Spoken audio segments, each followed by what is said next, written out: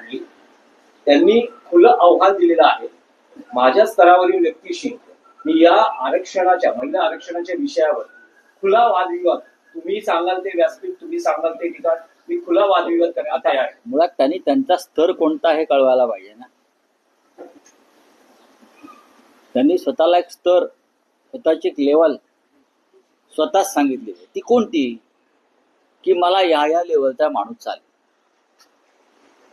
आता त्यांनी त्या लेवलची माणसं किंवा ती लेवल काय आहे, आता भारतीय जनता पक्षामध्ये काय लेवल आहे मला माहित नाही, आणि ते भारतीय जनता पक्षामध्ये कोणत्या लेवलला आहे. देशामध्ये मुख्यमंत्री खूप आहेत. भजनलाल शर्मा नावाचे एक मुख्यमंत्री आहेत, सैनी नावाचे एक मुख्यमंत्री आहेत. मध्य प्रदेशला अजून कोणते मुख्यमंत्री आहेत नावच माहित नाहीत. मला गुजरातच्या मुख्यमंत्र्याचं नावच माहित नाही. काल विचार करत होते गुजरातला कोण मुख्यमंत्री आहेत.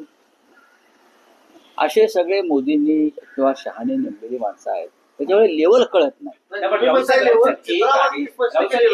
शरद पवार असतील तर फडणवीस बोलले. पण राऊतसाहेब एक आहे की उत्तर प्रदेशानंतरचं सगळ्यात मोठं राज्य महाराष्ट्र आहे ना, आणि महाराष्ट्राच्या मुख्यमंत्र्याला केंद्रात एक वलय आहे. 100% महाराष्ट्राला वलय आहे. महाराष्ट्र आमचे बाबासाहेब भोसले होते मुख्यमंत्री, त्यांना खूप वलय होतं. माहितीये का तुम्हाला?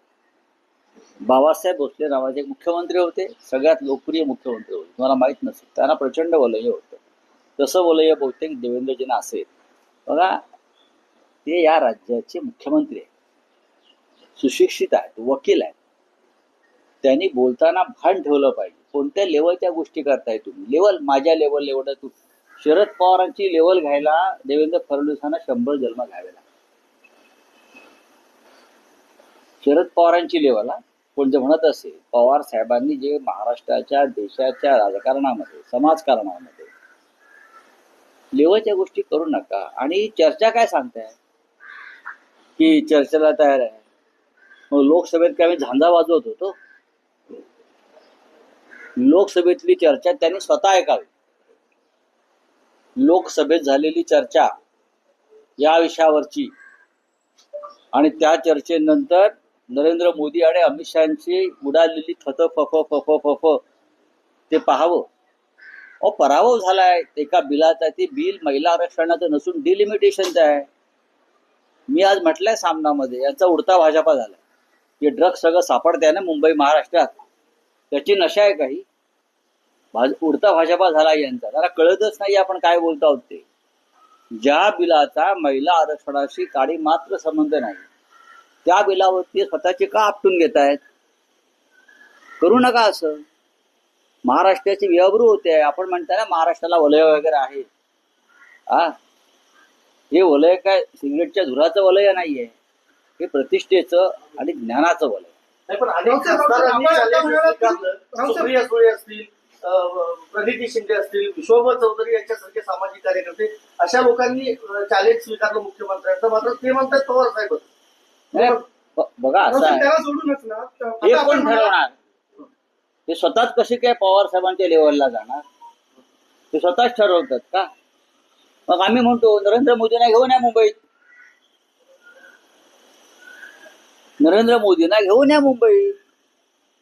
आम्ही देऊ तर नाही इकडे तिकडे काय ते काय खाल्लं ते जलमुडी का फुलमुडी. आम्ही देऊ आमची भेळपुरी, वडापाव, लावू स्टॉल, झाला मुडी. मोदींसमोर चर्चा कोण करणार? मोदींसोबत चर्चा कोण करणार? सामान्य शिवसैनिक, सामान्य कार्यकर्ता करेल. मोदी स्वतःला सेवक मानतात ना, कार्यकर्ता मानतात. एक सामान्य कार्यकर्ता, एक सामान्य महिला कार्यकर्ती सुद्धा या विषयावरती देवेंद्र फडणवीस आणि नरेंद्र मोदींशी चर्चा करायला तयार आहे. कारण त्यात काहीच नाहीये. भाजपची फक्त फसवाफसवी आणि बनवबनवी आहे. वकील आहेत होते देवेंद्रजी, स्वतः वकील आहेत ना. जरा वाचा, बिल वाचा. 2023ला आपण स्वतः केलेलं कौतुक आणि अभिनंदन वाचा. नरेंद्र मोदींचा 2023चा राष्ट्र के नाम दिलेला संदेश आहे का? राष्ट्रपतींनी सही केली आहे त्या बिलावर, ती पहा. खोटं म्हणजे किती खोटं बोलायचं. फडणवीसांनी काल स्पष्टीकरण दिलं. ते म्हणाले की तेव्हाचं ट्विट देखील करेक्ट होतं, आजचं ट्विट देखील करेक्ट आहे. सोबत त्यांनी म्हटलं की संसदेत असल्याची अक्कल कमी आहे. नाही रावसाहेब, त्यामध्ये एक असं आहे हे संसदेची अक्कल काढतायत, संसदेची अक्कल काढतायत, लक्षात घ्या. संसदेमध्ये सध्याचे 543 खासदार आहे, त्यांच्या अकलेपेक्षा यांची अक्कल जास्त आहे, पण त्या 543 मध्ये त्यांचे खासदार आहेत. हा, नाही रावसाहेब, त्यात मुद्दा एक असा आहे की फडणवीसांचं काल म्हणणं होतं की 2023 साली हे विधेयक जेव्हा मंजूर झालं तेव्हा एनडीएकडे 2/3 संख्याबळ होतं किंवा पाठिंबा होता.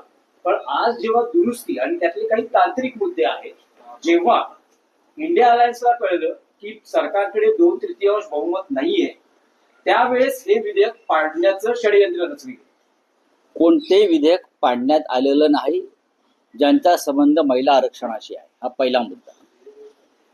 भारतीय जनता पक्षाला किंवा भारतीय जनता पक्षातील एका गटाला, मी परत सांगतो, त्यांना प्रधानमंत्री पदावरून मोदींना जाण्याचे वेध लागलेले आहेत.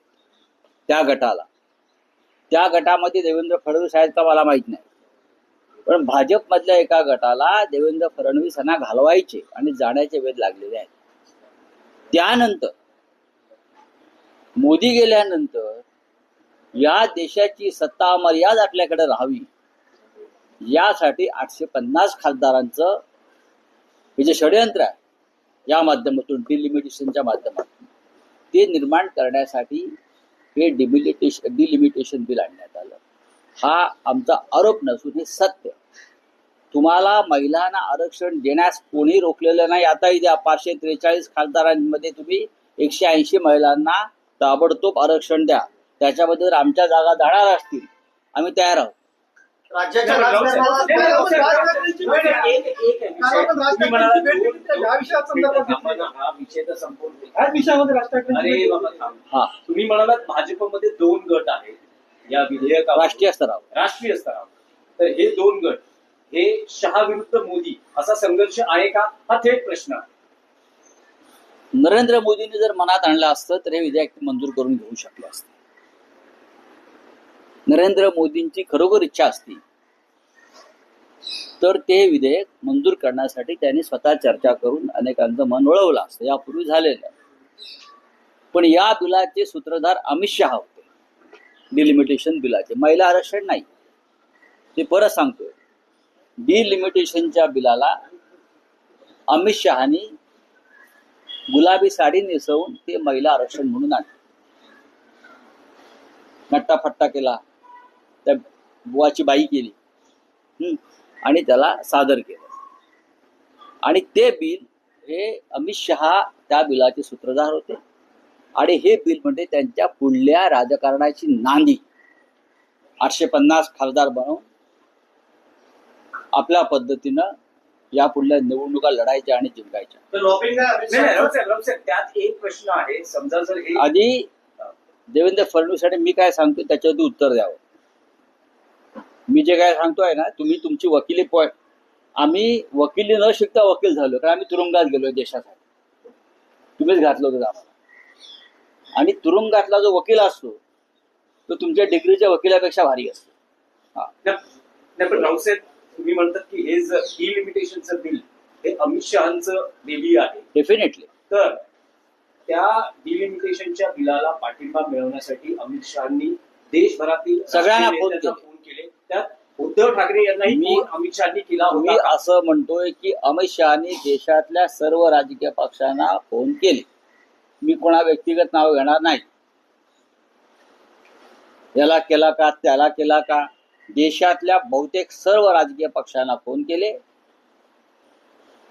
आणि त्याचबरोबर या बिलाला पाठिंबा देऊ नका म्हणून काउंटर फोन सुद्धा त्यांच्याच पक्षातून आले. म्हणजेच मला कोणाशी विषय असं बोलायचं नाही.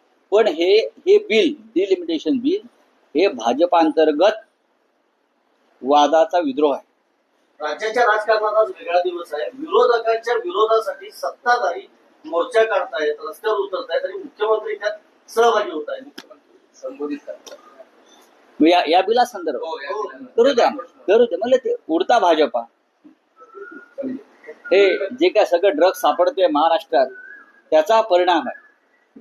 ड्रग्जच्या गोळ्या सापडतात, त्यांचंच राज्य आहे. त्याच्यामुळे उडता पंजाब नंतर उडता भाजपा झालेला आहे. नशाही नाही, राव साहेब, राज जसं- ठाकरेंबरोबर आपली भेट झाली. राज ठाकरेंबरोबर या विषयात विधेयकासंदर्भातली काय भूमिका त्यांनी चर्चा झाली?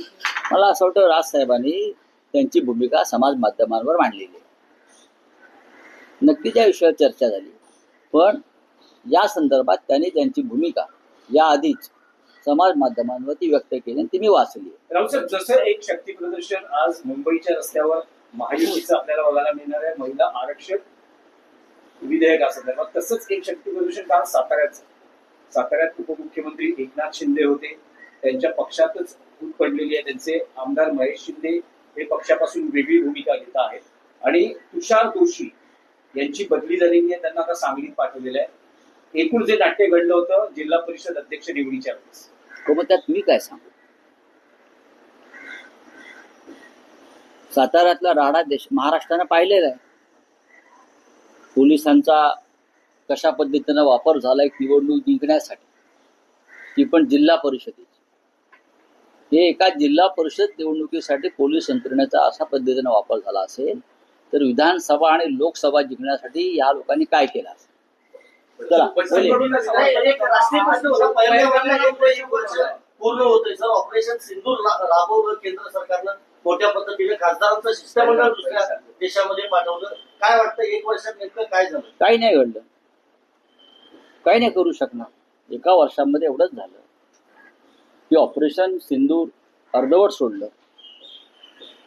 प्रेसिडेंट ट्रम्पने प्रधानमंत्री मोदींचा खुळखुळा केला आणि आता भाजपाचा खुळखुळा वाजवत बसलेला आहे.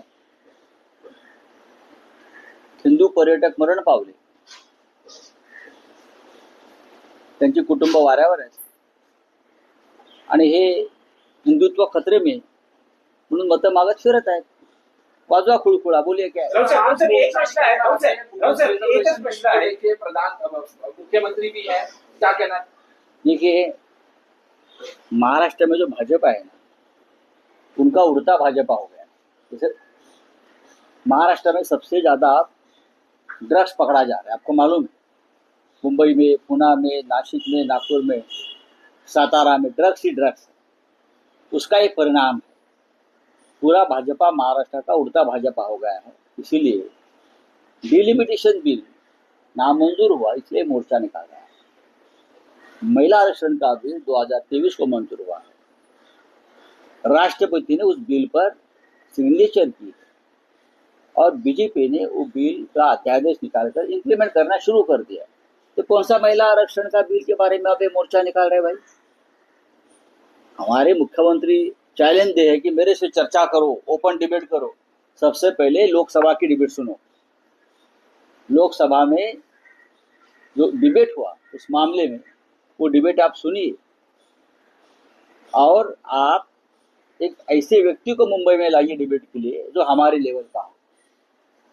प्रधानमंत्री को बुलाइए प्रधानमंत्री को. हमारे कार्यकर्ता जो है उस लेवल का है. सर, अरविंद केजरीवाल के जो शराब घोटाला मामला है उसमें जो जस्टिस है शर्मा, उनको हटाने की बात कर रहे थे, लेकिन उन्होंने कहा, जस्टिस उन्होंने कहा मैं ये केस से हटूंगी. ये दुर्भाग्य है न्याय व्यवस्था का. सर, आप कई बार सवाल उठा चुके हैं. ये दुर्भाग्य है न्याय व्यवस्था का. हमारे देश की न्याय व्यवस्था किस हद तक गिरी है.